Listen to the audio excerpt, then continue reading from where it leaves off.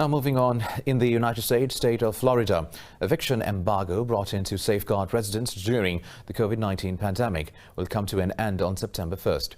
This will force 800,000 tenants to leave their homes. Details in this report.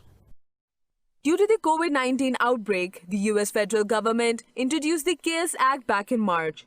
It placed a temporary ban on evictions for renters who failed to pay their bills as thousands lost their jobs and were forced to stay indoors. The aim of the act was to provide relief for tenants during the pandemic. The moratorium in Florida will cease on September 1st, leaving thousands of tenants with a tough choice to make. First and foremost, it says that a landlord can file an eviction for non-payment of rent.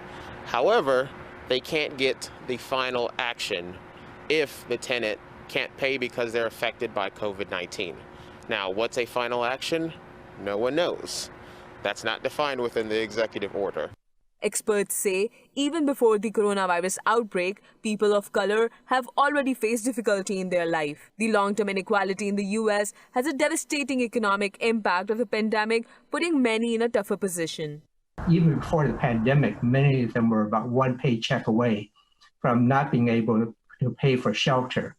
And with the pandemic and the loss of income, that just pushes them over the edge.